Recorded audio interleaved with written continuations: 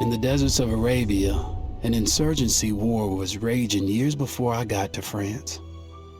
Tribes of Bedouins had united to fight a war that was very different from the one we fought in the trenches.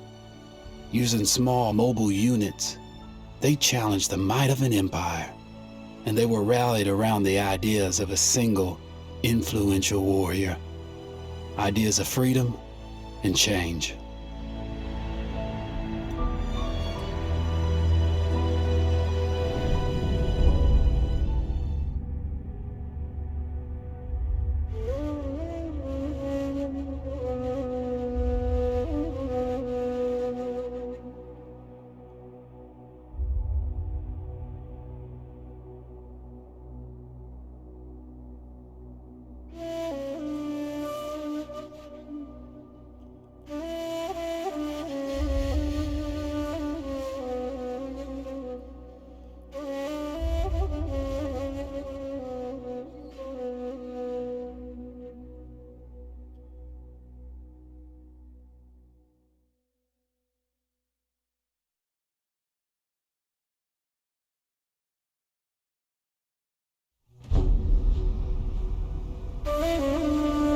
The Arabian Desert, a vast ocean of drifting sands and scorched, sun-baked rocks.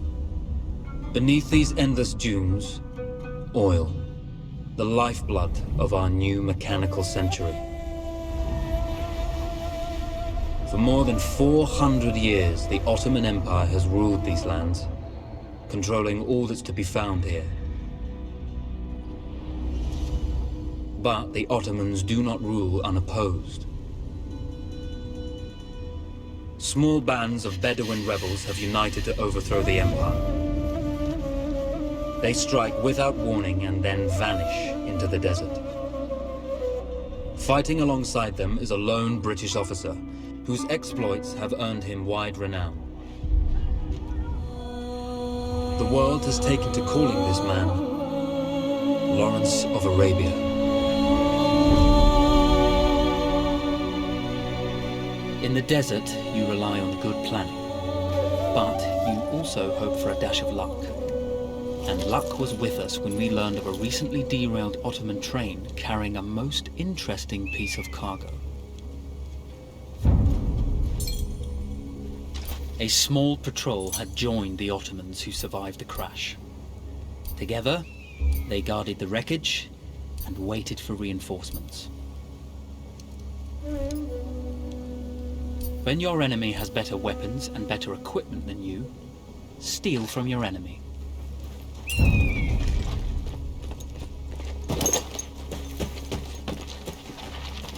A lone fighter has just one advantage over a large enemy force. A lone fighter can move unseen. We strive to do what we think is right, and push through those who would stop us from achieving this, no matter the cost. Though powerful and efficient, firearms would often attract attention. You had to be prepared for the Ottomans to respond in kind.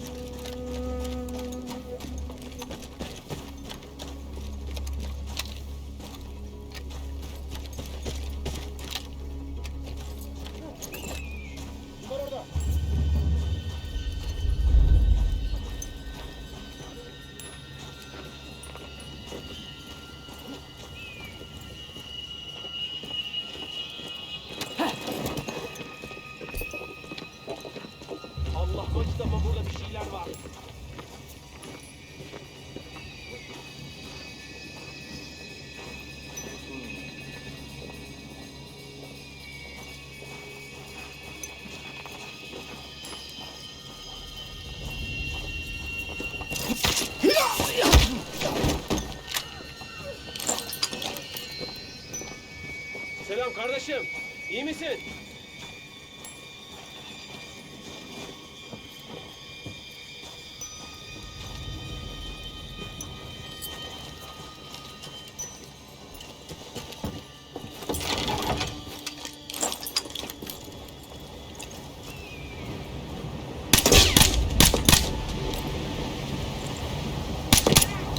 There's a world of difference between seeing something and having it in your own two hands.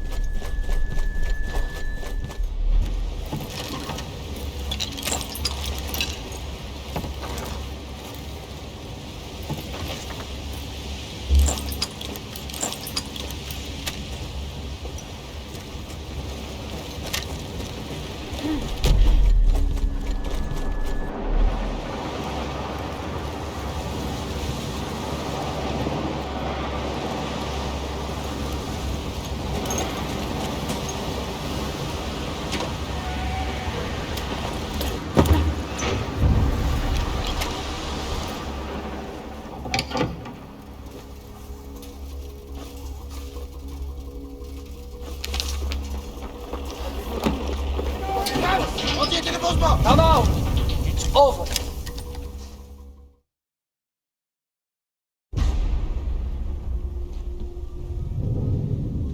Well, you did not think we would be fast enough to catch you here, did you? Lawrence of Arabia.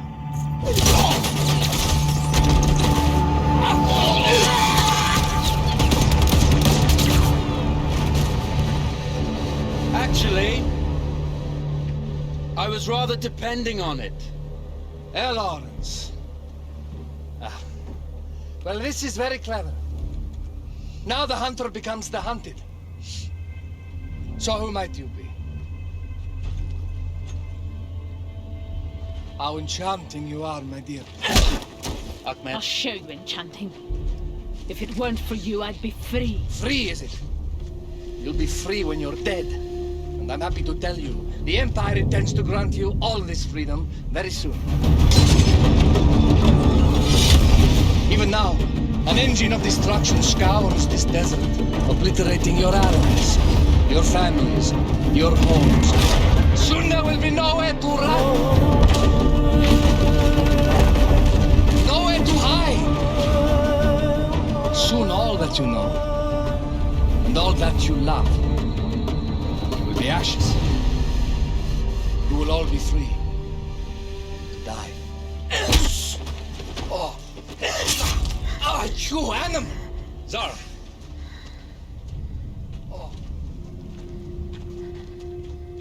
Now I understand that you would like nothing more than to strip the flesh from that man's feet and send him off into the desert naked to die. But think about it. You're right. I'm sorry. My friend here, she can be a little brusque. You're going to tell me how to lie to your train so we can lure it into a trap and destroy it. Impossible. To even begin to talk to that train, you would need an entire book of communication codes. Oh, like this one. You can never stop the progress of machines. One day, the whole world will take your lands and the precious black gold beneath its sands. We shall see, my friend.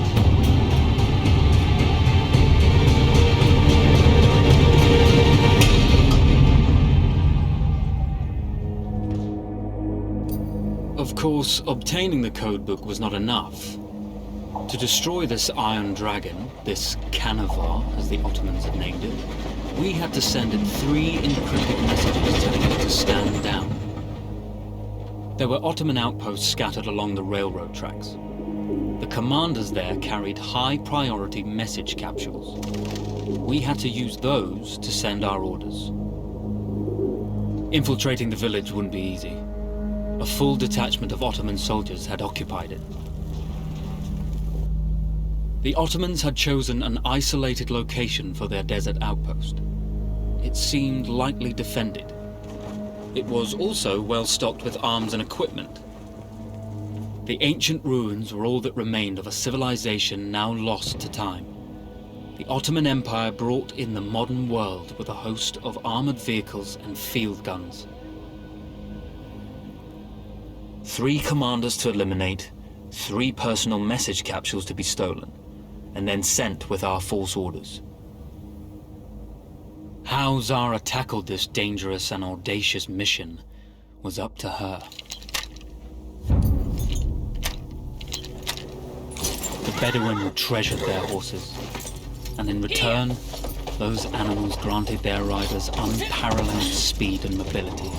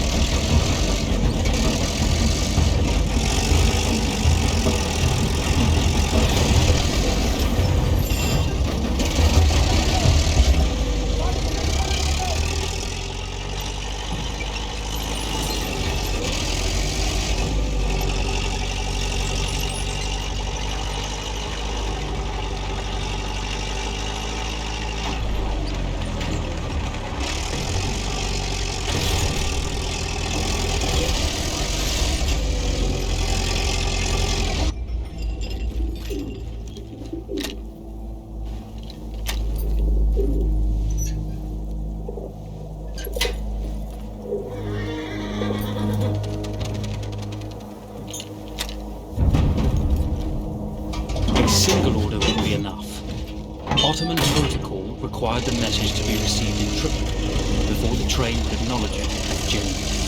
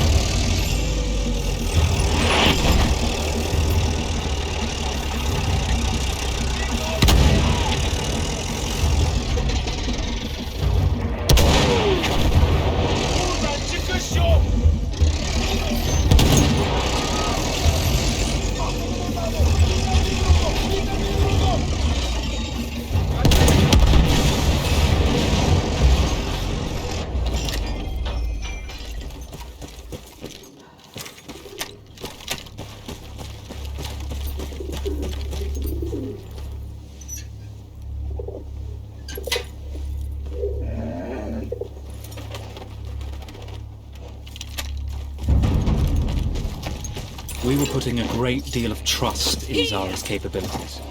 But complete confidence that she would carry the day.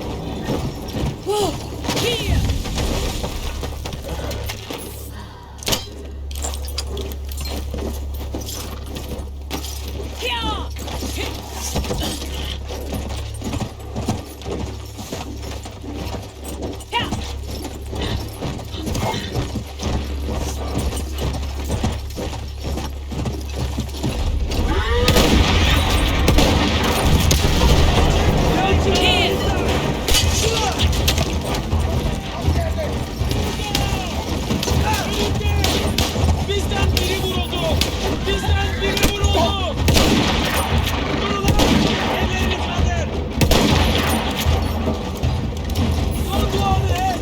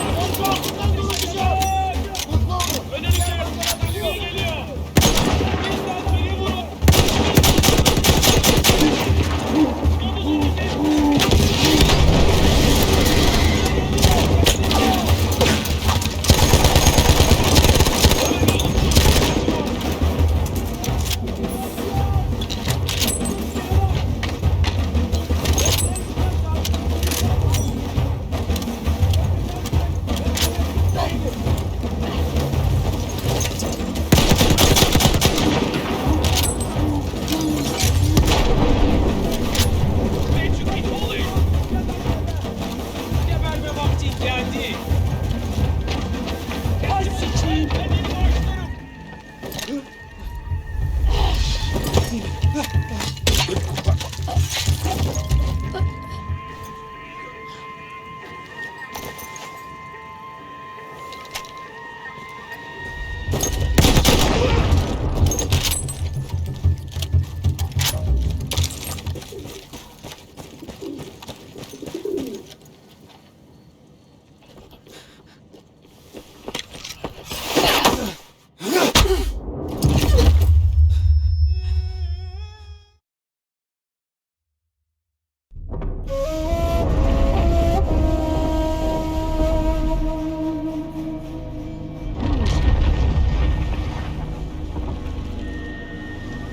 Although you see, the message had already been sent, my dear.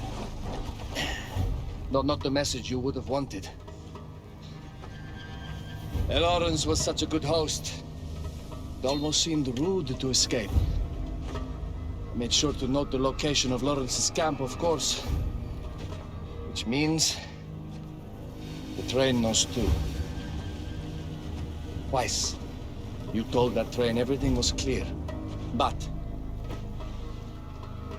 I told it exactly where to attack.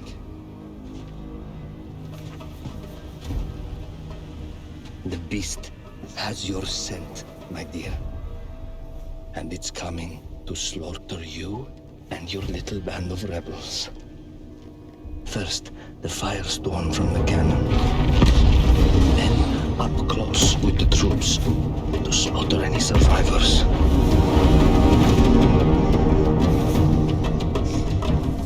The legend of Lawrence of Arabia dies tonight.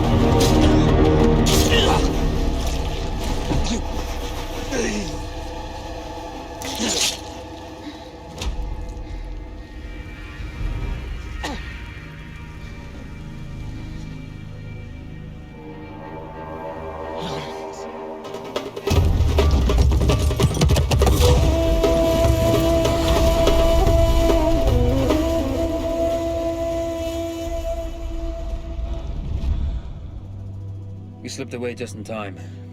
Tilkitchi was a fool to think we'd ever stay after he escaped. The carnival won't stop hunting us. No, it won't. Let me think. The train's coming a long way. So it'll have to stop to take on water. That's where we strike. Agreed. I'll deal with any sentries, then rig explosives on the track. Yes, and I'll rally our fighters. When I blow the lines, the train will be trapped. So when you hear the blast, you need to attack them with everything you have. It's good. But you know that there's a chance the men may not come. You may set off those explosives and find you're out there all alone. You know that. I guess I won't know either way until I set it off.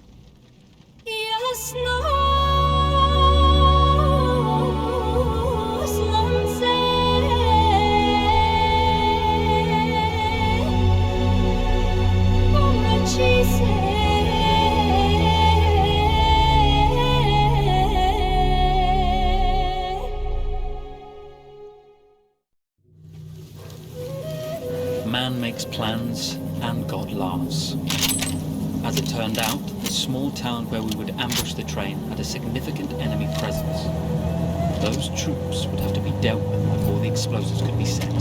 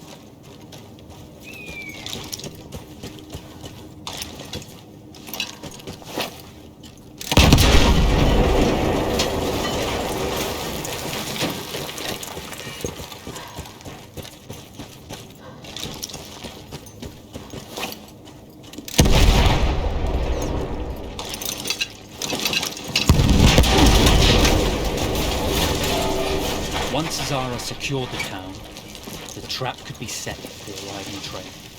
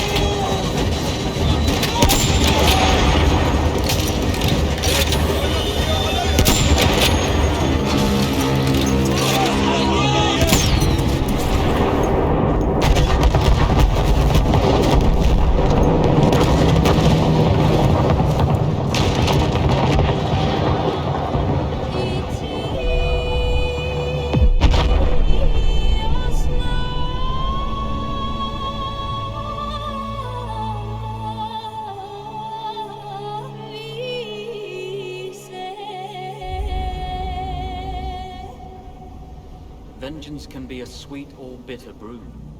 How did you find it, Zara?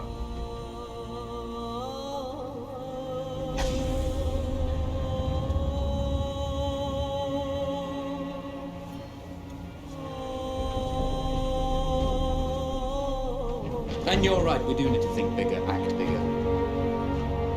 Maybe even the Suez Canal.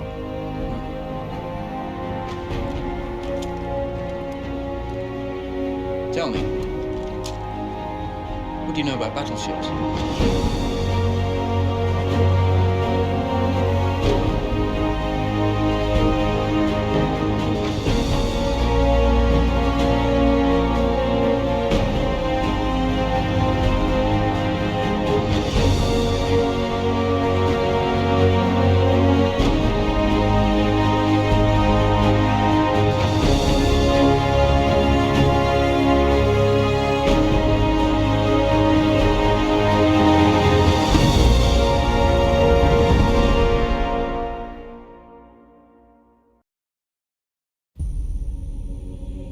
One day, all this will be over.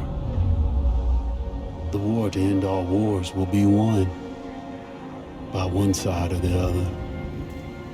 Guns will rust, grass will grow, and there'll be nothing left of any of this. The land will heal itself, as everything does in the end. We'll be long gone by then, but maybe not forgotten. History only remembers 1 in 1,000 of us. Then the future will be filled with stories of who we were and what we did, how we lived, how we fought, and how we died. When this is all over and the war is won, they will remember us. But until that day comes, we will stand. We will look death in the eye. And we will fight.